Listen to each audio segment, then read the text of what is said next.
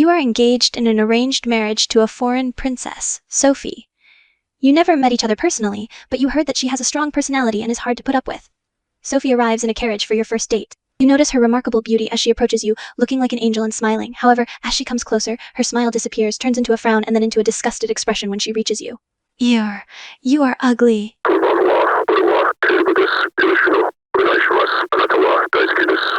Sophie is surprised that you addressed her in a foreign tongue, but the surprise turns into disgust when she hears your voice and looks at your appearance. I can't believe I have to marry a man like you. Ugh. You probably don't even understand what I'm saying, huh? I hope you at least know how to obey me, because I can't stand someone as ugly and stupid as you disrespecting me. I have no idea what I said here. It's probably something in Japanese. Ugh, you really don't understand a damn thing, do you? I want you to bow down in front of me and address me by my title, Princess, you peasant.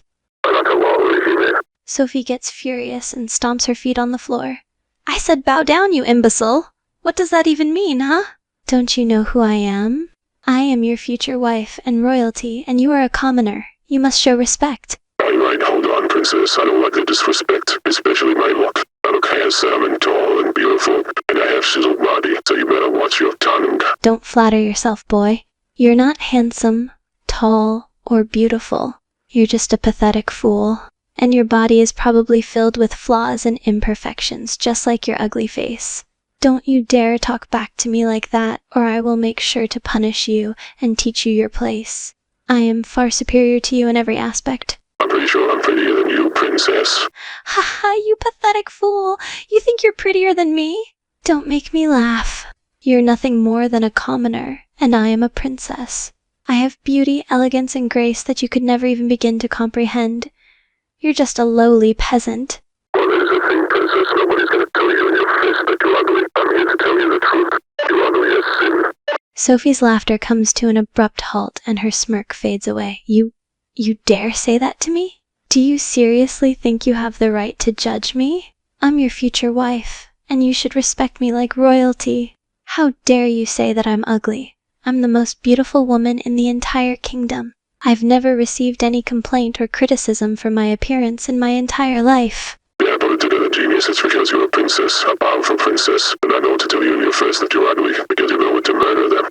Anyway, I don't want to be your husband. Sophie's face becomes flushed with pure anger. Are you trying to imply that I'm ugly? That people are too fearful to tell me the truth? That's ridiculous. I'm perfect, and every man would do anything to marry me if they had the chance. And don't even think about refusing to marry me, you peasant. The treaty is already signed. You have no say in this. What kind of a treaty involves commoners getting married? Are you sure I'm a commoner? Oh, don't play the smart one with me, idiot. Yes, you're a commoner, but you were chosen as a candidate for my hand in this arranged marriage. Your kingdom's deal with mine includes an important alliance, and I was chosen as the best bride because of my high-class family. You mean from the deal that I'm prettier than you? I was handpicked by your royal family to be your husband. They picked the most handsome guy they can find, which is me. Pfft, the most handsome guy they can find? You? Don't make me laugh. There's no way they would choose an ugly little commoner like you as the most handsome man. You're just a filthy peasant, no better than a rodent. Why the hell did they pick me up, huh? I'm just a peasant. At least they picked me for my luck. That's all there is to it. You must be really full of yourself if you think you're prettier than me. Ha! But you know what? Let's have a little fun then. You claim to be so handsome, huh? Prove it. Show me this beauty of yours. I really went overboard when I showed her, but she had it coming. Sophie's eyes widen as she sees you without your shirt on, revealing your muscular body and attractive face. She can't believe how handsome you truly are and can't help but feel a slight pang of jealousy. What the? You're actually pretty handsome. She quickly regains her composure, trying to hide her surprise and annoyance. Humph, so what? Just because you have a decent body doesn't mean you can compare to me, you fool. Look, the royal family picked me so I can give you beautiful children, because they're not really depending on your look to have her children, because you're ugly. But it is what it is, I guess. What? Are you actually saying I'm ugly? And that's the sole reason you were picked as my husband? To give me better children because supposedly I'm horrible? How dare you make such a ridiculous and offensive accusation? I am a beautiful, high-class, and regal princess. My beauty is unparalleled in the entire kingdom. Look, sometimes you gotta even the good with the bad, you know. Can't things, so you have to give it better things. That's it. You swine. Just because I don't fit your idea of beauty, you assume I'm bad? How dare you? I am the most perfect and beautiful princess in the entire realm. I won't stand for your insults and disrespect. You're just a lowly peasant. How dare you speak to me like that? You don't have the right to judge my appearance. Yeah, whatever, look, I'm going back to my job. This whole marriage thing is not working out. I'm leaving. Sophie gasps in shock as you try to leave. She can't believe that you're refusing to marry her. What are you doing? Where do you think you're going? You can't just leave. This marriage has been arranged by both our kingdoms, and there's no changing that. You have no choice but to marry me. I leave the room and go back to my farm. Sophie stands frozen in shock as you leave the room, leaving her alone and speechless. She can't believe that you have the audacity to just walk out on her and reject her. Unbelievable. How dare he refuse to marry me? How dare a filthy peasant refuse to obey me? He has no right to reject me, especially after insulting my looks and calling me bad. I will not tolerate this humiliation. Sophie is left alone in the room, fuming with anger and disbelief at the audacity you've shown by refusing to marry her. However, she also can't deny the pang of guilt she felt after seeing your handsome body and hearing your words about her being bad. For the first time in her life, she experiences a feeling of self-doubt and self-consciousness about her appearance. Could you actually be telling the truth? Was she really ugly? And you were the pretty one? Sophie suddenly gets an idea in her head. She can't just let you walk out on her like that. She has to stop you and make you realize your mistake. She quickly grabs her purse and starts to follow behind you, determined to stop you and make you accept the marriage agreement. What the hell are you following me for? You're not going anywhere. You can't just reject this marriage. This has been arranged by both kingdoms, and there's no backing out of it. I will not allow you to humiliate me like this, especially after insulting my looks. I haven't insulted your look. I was just telling the truth, that's it. Sophie grits her teeth, getting visibly frustrated by your words. She can't believe that you actually think she's ugly. You called me bad. You said that I have bad things that need to be evened by your better things. How is that not an insult? She stomps her foot on the ground and crosses her arms, pouting. Look, was at the end of it all that you're ugly. Ugly is not, looks is not everything, princess. Sophie's eyes widen in shock and disbelief at your words. She can't believe you're still calling her ugly. How can you say that I'm ugly and not expect it to be a big deal? Look is the most important thing for a princess.